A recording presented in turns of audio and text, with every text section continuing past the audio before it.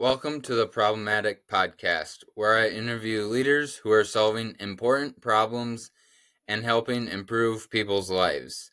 Follow this podcast to hear from visionary business leaders every week. And now, here's David Kovar. Okay, David, could you tell us about yourself and what problem you're solving? My name's David Kovar, CEO and founder of a company called URSA. And I spent a good chunk of my life doing sort of two different professions. One is cybersecurity in one form or another. And then another volunteer profession that I've been doing for most of my life has been search and rescue, disaster response, emergency management. And we'll get into how those two things come together later. But the problem that we're working on right now is we're really trying to make cybersecurity easier for everybody who's practicing it, for all the people working in the profession. And one of the particular areas that's very labor intensive and there's just not enough people doing it is sort of the reverse engineering and then the patching of firmware or binaries to mitigate problems. So we're working on automating. We don't have any expectation we can automate the whole process, but we're really trying to automate a lot of the process so that the people doing that sort of work can be more efficient, more accurate. And oddly enough, one of the things we're trying to do is also try to improve their quality of life.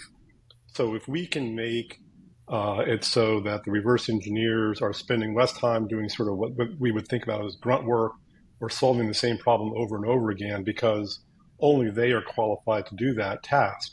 If we can automate that, that frees them up to do something that's more satisfying to them. And it also makes them more efficient, which means they can get more work done, which reduces the overall cost of doing reverse engineering. So as you'll find out during the course of this call, I tend to be a little bit idealistic. And so our idealistic aspect of what we're doing is to really help improve people's quality of life as well. Awesome. But we are trying to fully automate that process in some environments. So we're working with some people at DARPA to see if we can make a fully self-healing environment, wherein the environment would detect that it's been compromised in some way, it would identify the compromise, and then it would mitigate that compromise via some mechanism. And if that sounds a little bit like science fiction, that's kind of the nature of DARPA. DARPA tends to try to solve these really aspirational problems that are really critical. Could you explain that a little bit more, the self-healing environment? I don't really understand that. So think about sort of the bus on your car, the communications bus that ties together all of the various sensors and actuators and gauges and things like that. Or the communications and environmental bus in a smart ag environment, like a smart greenhouse. If those networks of systems and those networks of sensors and actuators and all those things can identify when something's gone amiss, and particularly if there's been something that has compromised the network, like a cyber attack that's taken off a pump-off line, or in a vehicle, a cyber attack that has made it so the brakes no longer work. You don't really have time for a human to get in there, figure out what the problem is, and then fix it. So the system itself needs to be able to detect that it was compromised and then go off and somehow fix it, or at least mitigate the compromise enough for the system to come to some sort of safe stop. And for a vehicle, that would be literally coming to a safe stop. For a compromised irrigation system in a greenhouse, that would be keep everything running at a basic level until a human can show up and replace the pump. Okay. That's really cool, actually. It is really cool. It's very aspirational. And there's a lot of interesting work that we and a bunch of other people need to do to make it go happen. So it's one of the things that does motivate us and, gets us out of bed in the morning, essentially. That's cool. So you mentioned search and rescue, that you had experience in that field. What led you to working in that area? So I was living in Boston for many years, and my company I was working for wanted me to go to California to open up an office out there. And so I did, but when I got out there, I didn't know anybody, and I didn't really know what I was going to do for sort of recreational things. And so I was asking around, and I said, I really like to do something outdoors and that had something to do with emergency medicine. And a guy I was talking to said, you should really do search and rescue because it's all outdoors. And when we find the subject, there's a medical aspect to it. Um, so I started doing that in like 1995. And I was still doing that up until about 3 years ago when the startup work that I was doing sort of Wow. impeded my ability to go actually take off for 24 hours at a shot. But that work took me all over California, over parts of the West. I was doing that in Illinois. I was doing it in New Hampshire. I was also part of an international search and rescue organization, and we went to Fiji, Peru, Australia, and some other places. And it's a great way of giving back to the community and really working with some very capable people. And it's that working with highly capable people in under pressure and getting those high functioning teams to work well, I find to be a really interesting challenge. And if you can be part of one of those high performing teams, it's just it's very energetic. I don't care how Mm. exhausted you are. The fact that everybody else around you is motivated to go accomplish this mission, find somebody, whatever it is, keeps you going. And at the end of the day, or the end of the mission, or whatever, you could be covered in poison oak. You could have, broken something. You could be completely exhausted, and it was still the best day of your life. So I've really enjoyed all of that. Do you have any crazy stories of working in search and rescue? Oh, all sorts, and that's probably a matter for a whole nother podcast. But a couple of them are, well, one of them is that we working with a bunch of emergency services people and Aboriginal trackers in Australia were able to find somebody who had walked out in the Great Sandy Desert, and he'd been out there for over 30 days with no food, no water. And the collective group, including helicopters from the news agencies, us, drivers, all sorts of people, found him alive and got him back. So that Wow. was just a tremendous example of having faith that the guy was still alive, being motivated to go find him, and putting together a really very diverse team of people to say, let's go get this problem done. Did working in search and rescue change your shift for working in entrepreneurship or business? It comes back to that high performing teams of diverse people. So I did what's called incident response for Ernst& Young, and I've done a variety of other things, both in the startup community and elsewhere. And the times that I really felt that we were doing well were when we managed to get these diverse groups of people from a variety of walks of life together to agree on goals and objectives and what our mission is, that sort of high mission focus, and everything started clicking. People started feeding off of each other's energy. They felt like the environment was conducive to having open and frank conversations. And that ability to have those open and frank conversations is probably one of the more important things to do, both in search and rescue and in startups. In search and rescue or disaster response, we really encourage everybody to speak up if they see a safety issue, because everybody's responsible for making sure that we all get home safely. In startups, the same thing is true, where the goal of getting everybody home safety is really the goal of keeping the company alive to go off and do the next thing. And since we're limited in a startup in terms of resources, in terms of finances, in terms of time, making sure that we're making the best use of those resources is really important.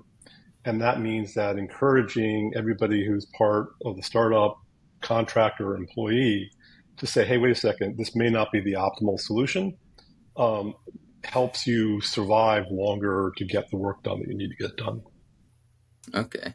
So you talked about working in the startup field. You worked with Techstars, right?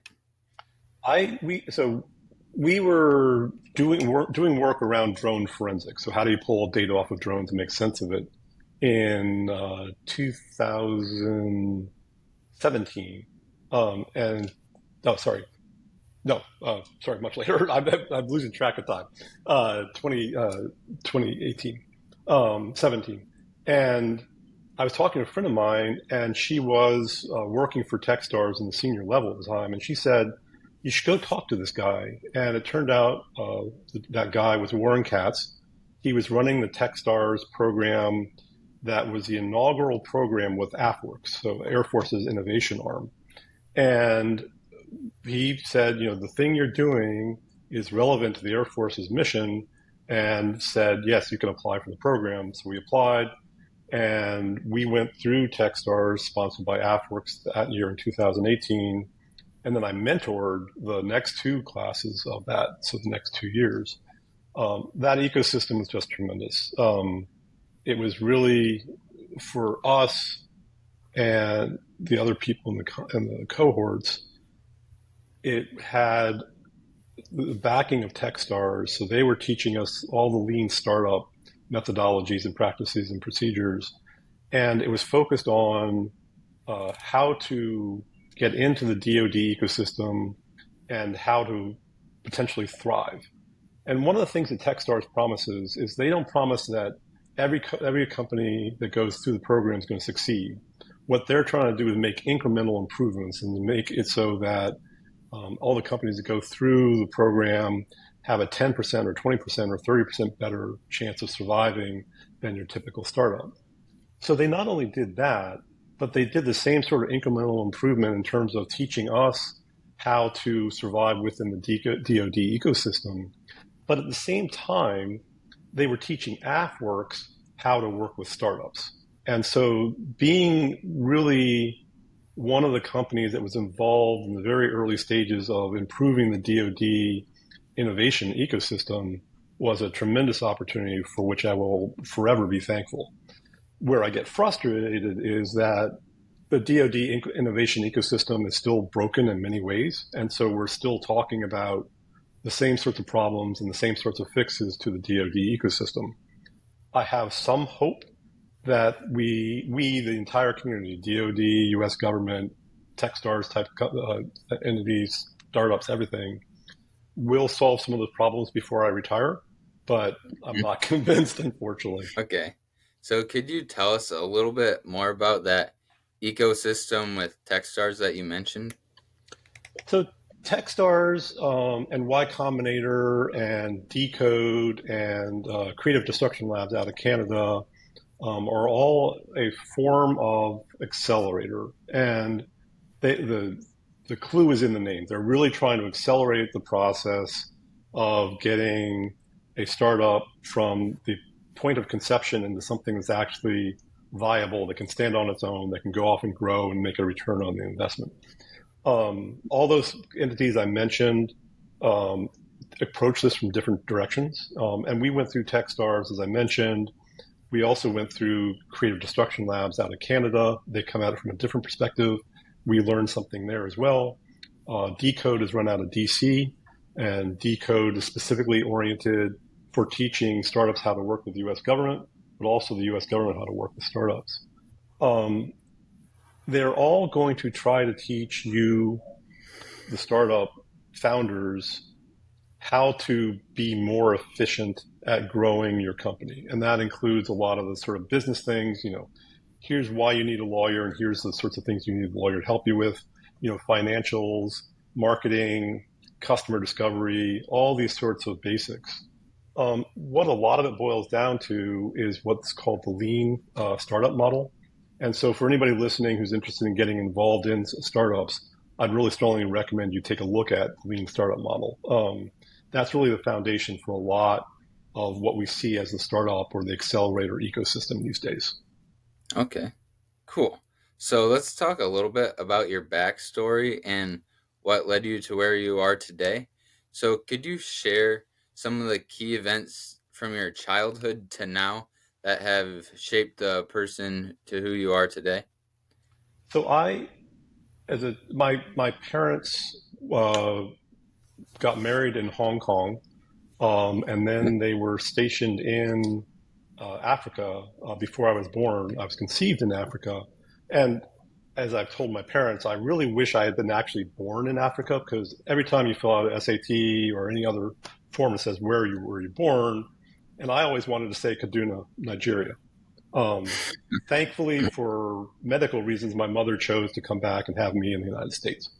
But growing up, all of my godparents, it turned out, were part of that foreign service community.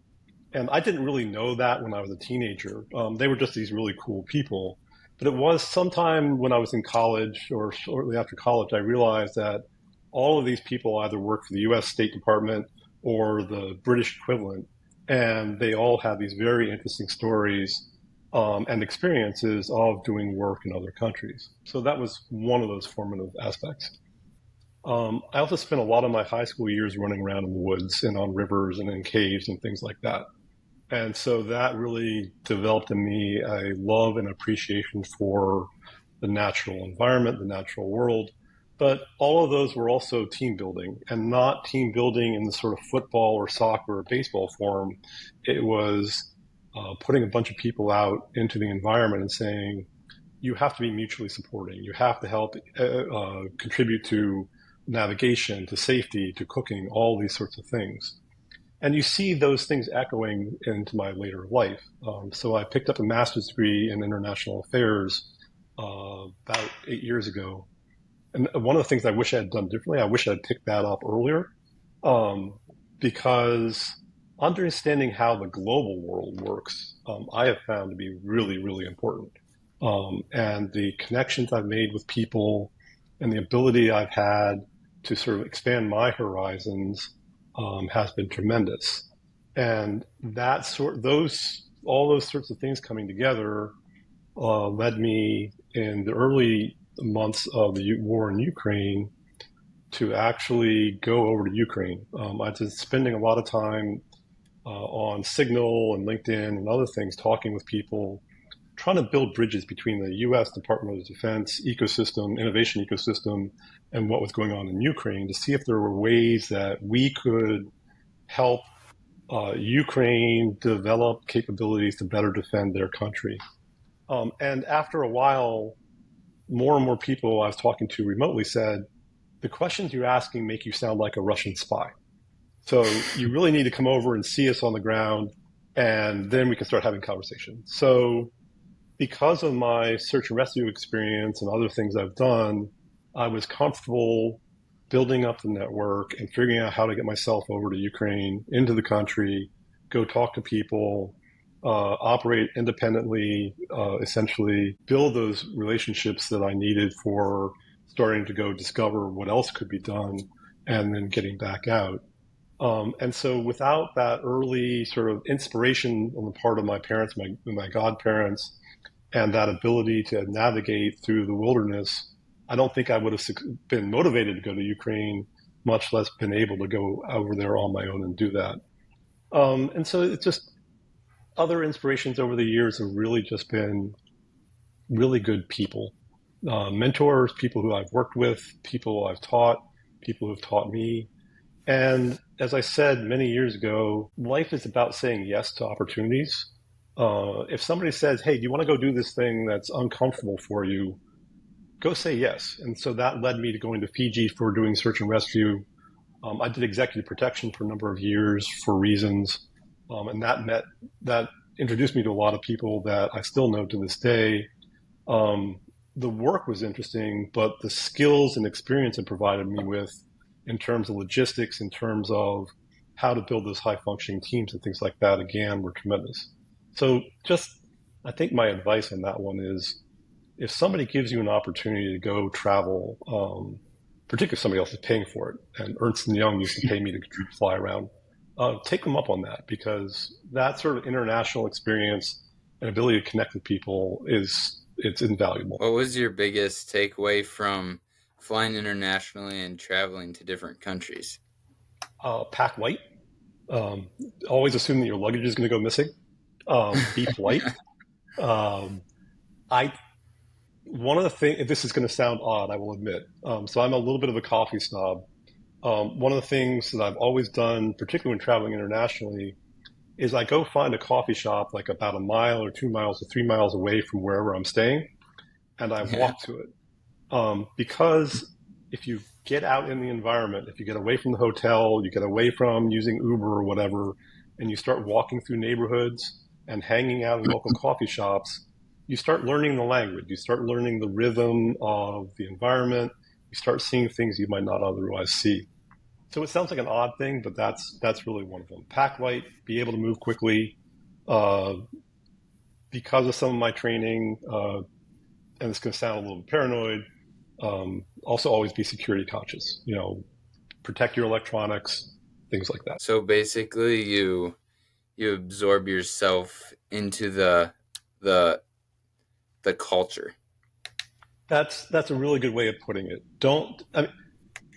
It's very easy, particularly if one of the big four consulting companies is paying for you to stay in really nice hotels, to just go from the hotel to the office to the restaurant, back to the hotel, sit at the bar. I mean, it's very easy. And because it's easy, that's what a lot of people end up doing. But somebody has paid for you to go to Shanghai, or they paid for you to go to Brussels, or they paid for you to go to London. Take those opportunities to go off and push the envelope, go to the places you might not otherwise go.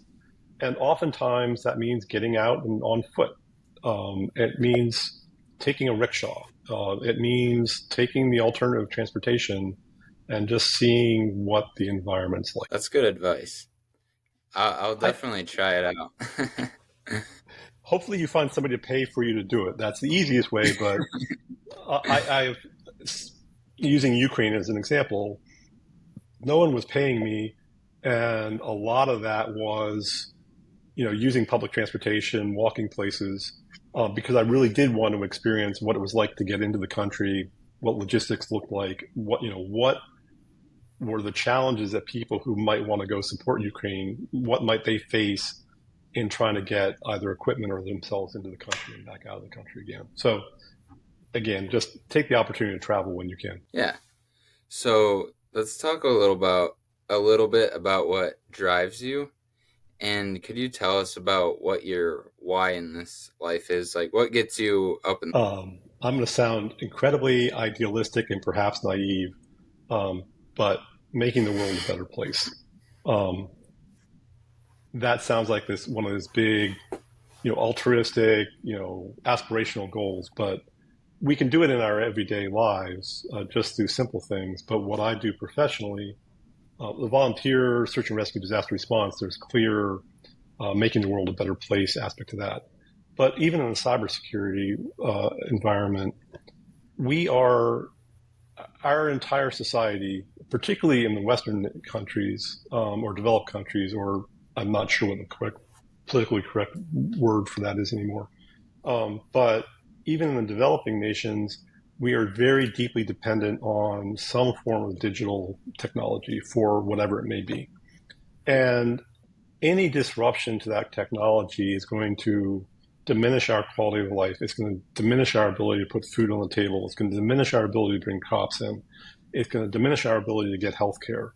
And so if we, the cybersecurity community, can do our jobs, sort of our peak performance, and be enabled by not only our government, but by the companies that we're working for and the clients that we're working for.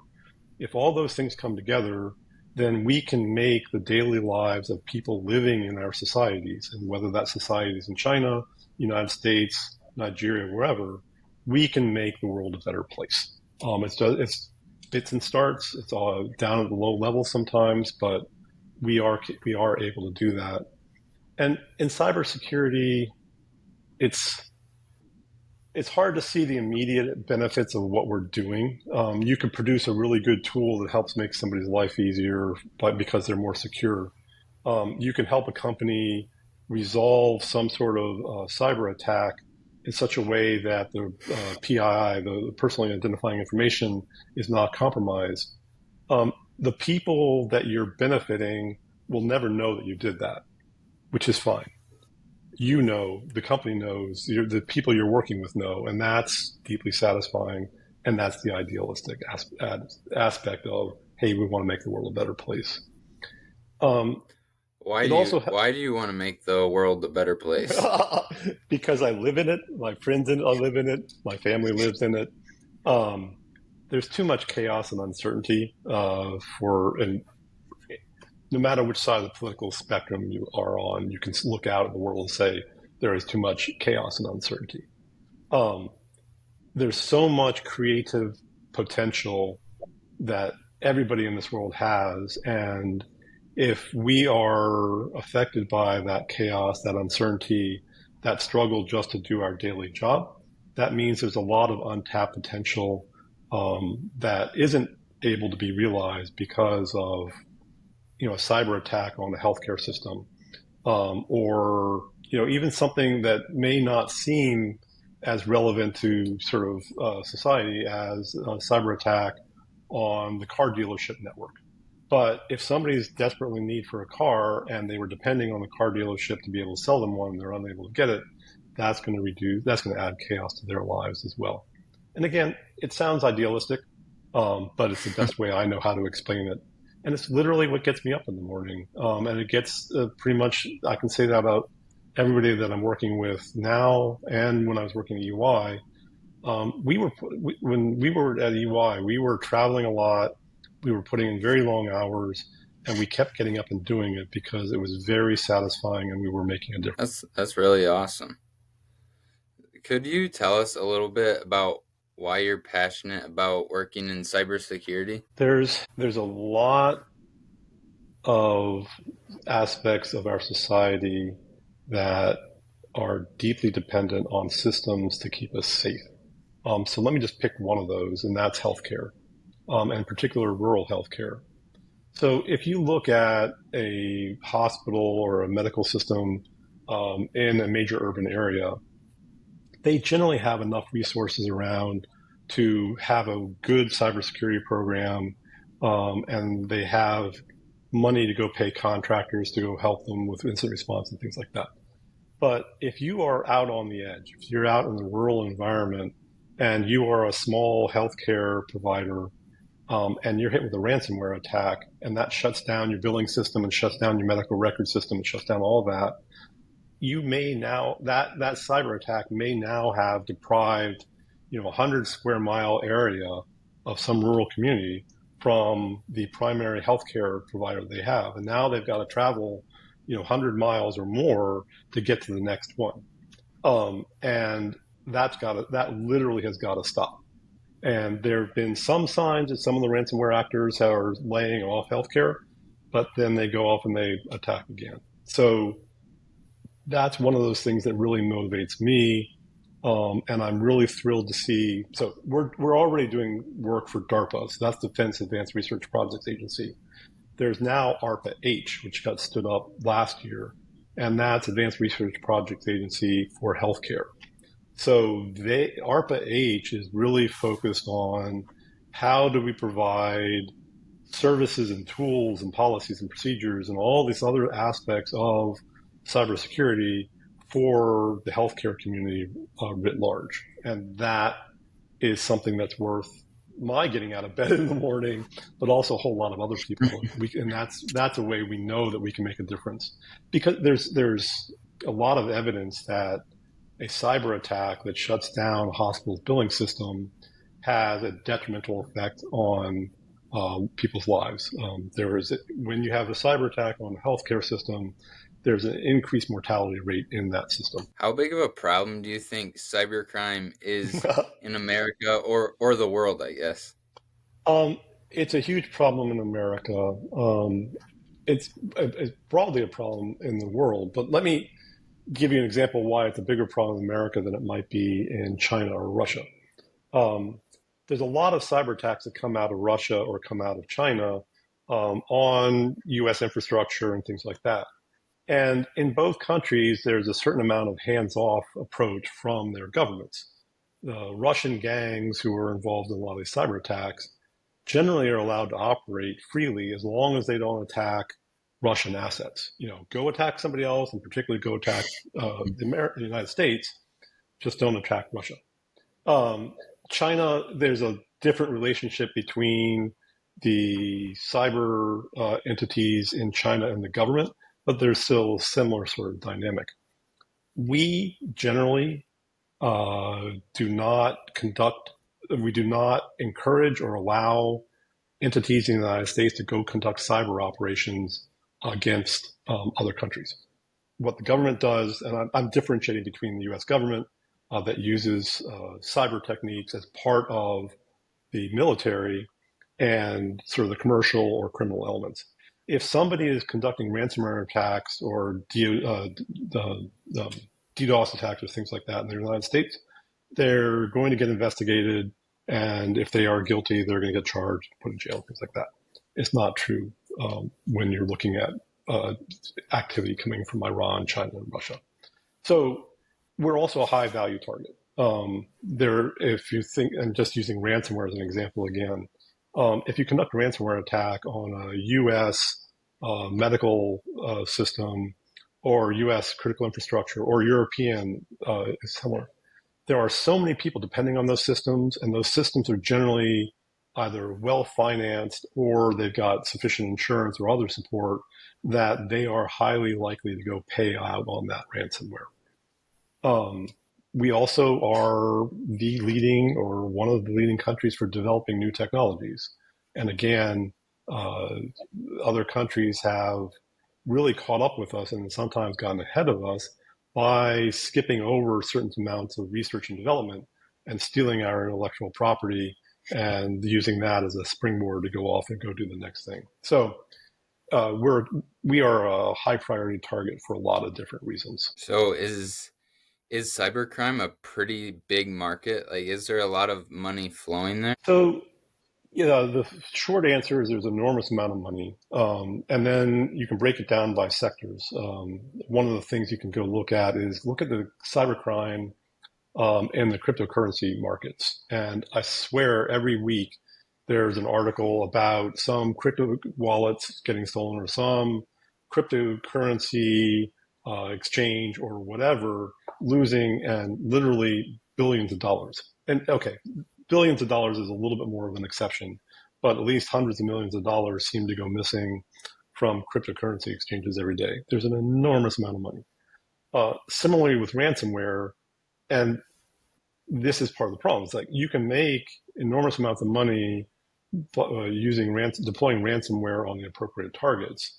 So it's very, very hard to sort of convince everybody that you should keep your hands off of critical infrastructure or healthcare, because there's going to be somebody out there, some gang, somebody that's going to not care about the societal impact of what they're doing and just say, look, if I hold a major healthcare system or a major gas line entity for ransom using ransomware, somebody's going to pay me. So I don't care whether somebody house freezes or somebody's I'm not going to say ventilator shuts off, but the healthcare system is unable to operate efficiently enough to sustain their life because they're in the emergency room at the time. And so, yes, there's an enormous amount of money that can be made through cyber attacks from a criminal element.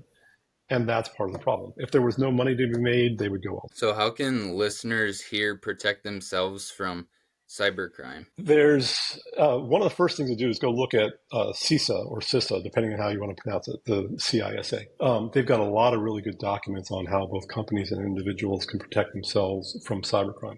It's a lot of dense reading, but there's some basic things.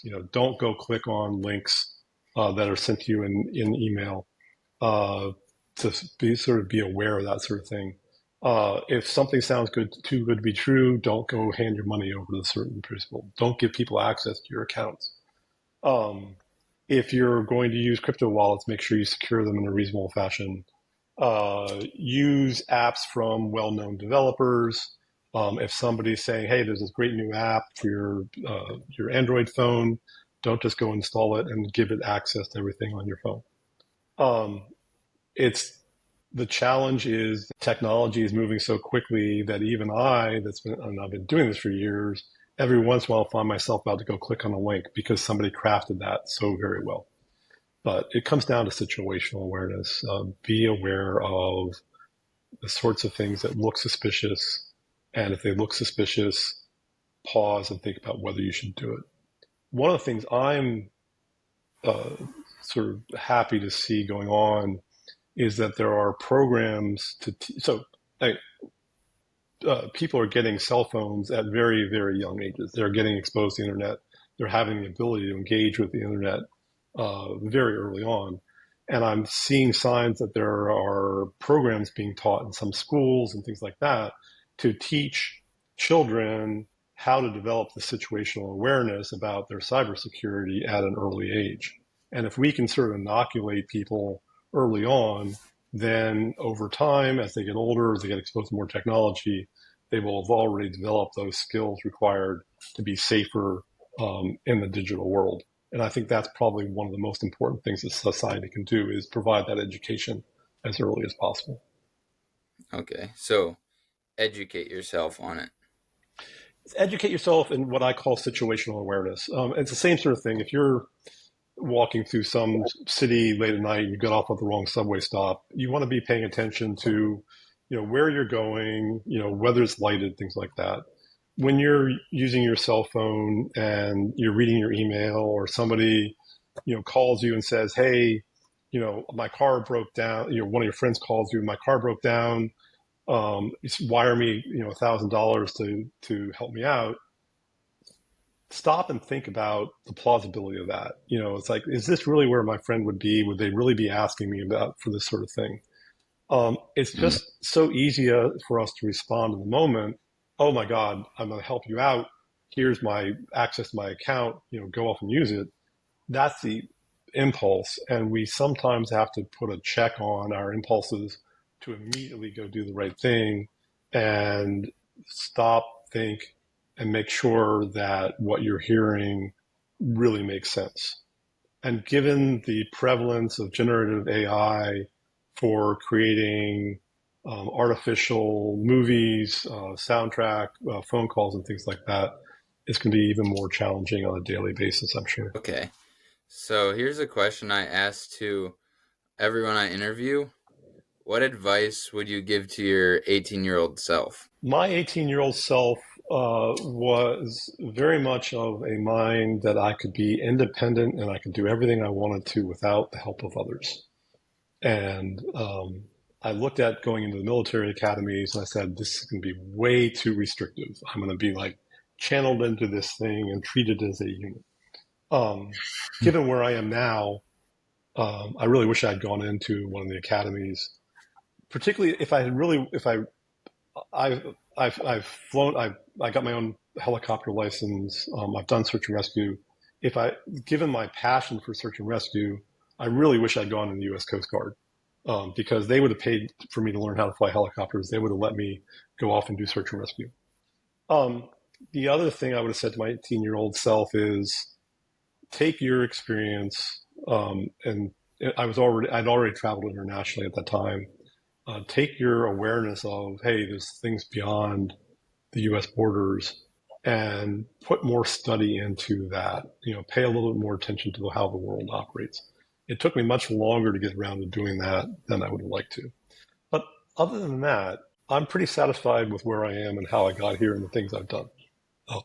I really don't have a lot of regrets, thankfully.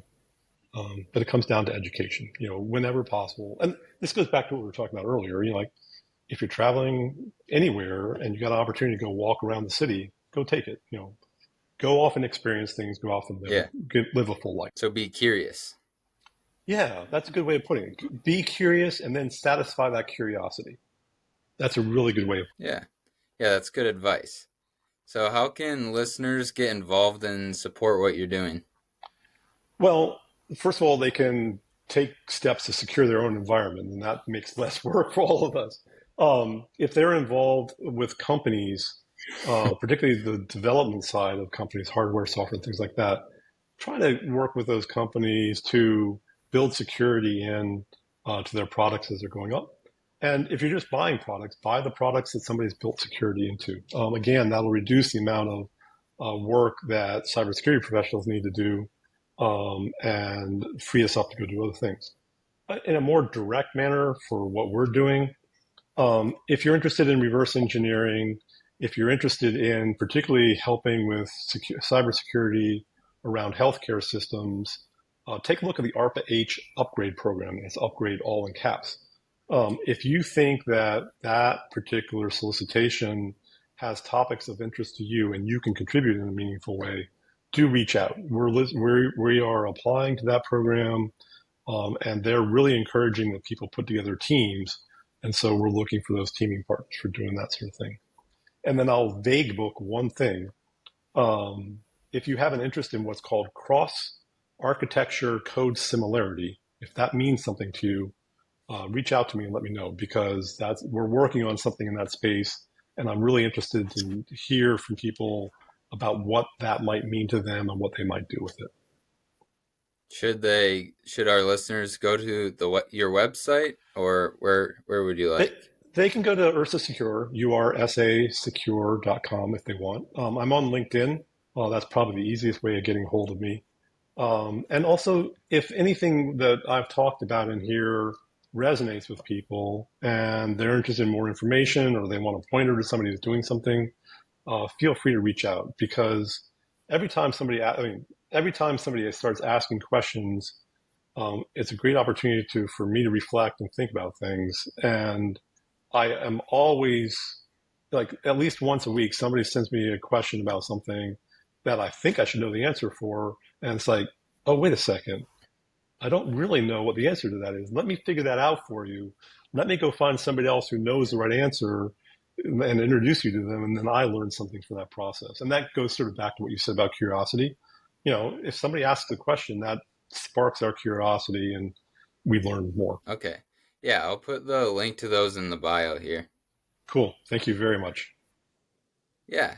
Thanks so much for coming on. I very much enjoyed it. I hope that came through. And thank you for allowing me to be idealistic and share that. As I said, I really appreciate the opportunity. So have a very good day, and thank you. Yeah, thank you, David. Absolutely.